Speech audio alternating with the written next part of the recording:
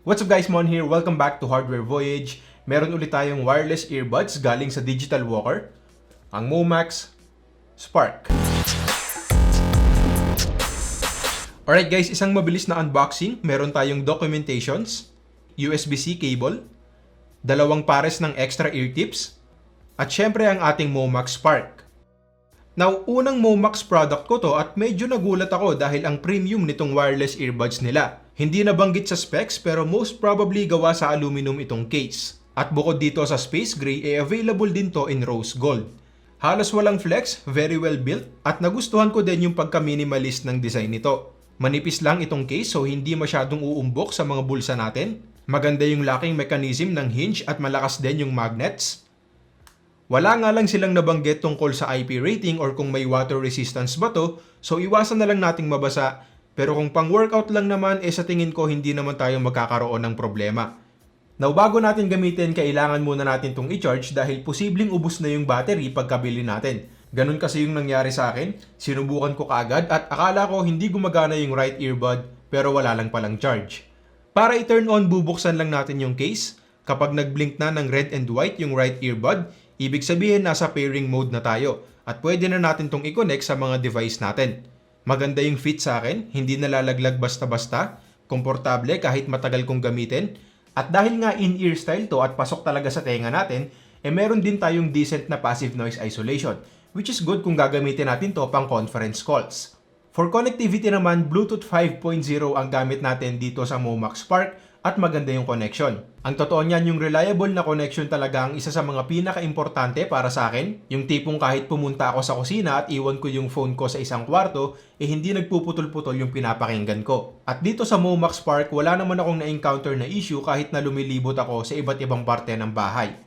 Now in terms of latency, makakapansin lang tayo ng delay kapag tinutukan talaga natin. Okay naman for watching movies dahil almost in sync na rin yung audio sa video.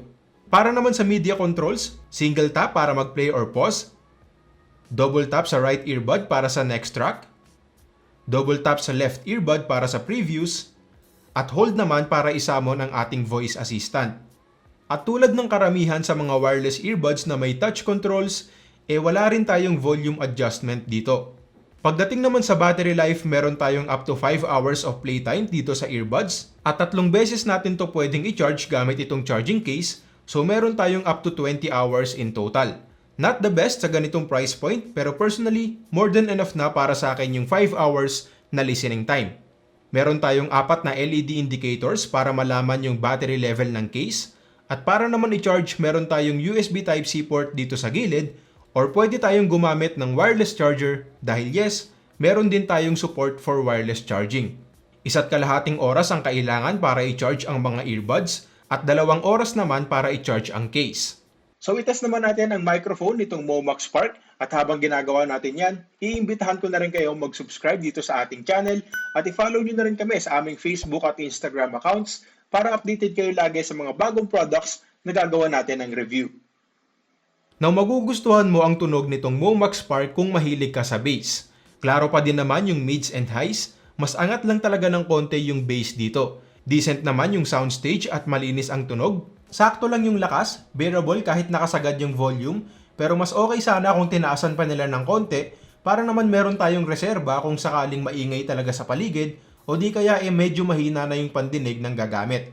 Okay, ang presyo nitong Momax Spark, 4,990 pesos. Pero nakasale to ngayon sa Digital Walker at makukuha na lang natin to for 3,990. Honestly, may mga magagandang wireless earbuds na mas mababa ang presyo kumpara dito. Pero yung konting premium pricing na hinihingi ng Momax ay talaga namang makikita natin sa design, build quality at materials na ginamit dito sa Momax Spark. At syempre bukod dyan, meron din tayong good sound quality, good battery life, decent na microphone, USB Type-C at wireless charging. Mas okay nga lang talaga kung sa ganitong presyo meron na tayong volume controls. Iba pa rin kasi talaga yung tipong hindi na natin kailangan ilabas yung mga phones natin para lang mag-adjust ng volume. Alright guys, yun lang muna para sa ngayon. Maraming salamat sa panonood at next time ulit. Peace!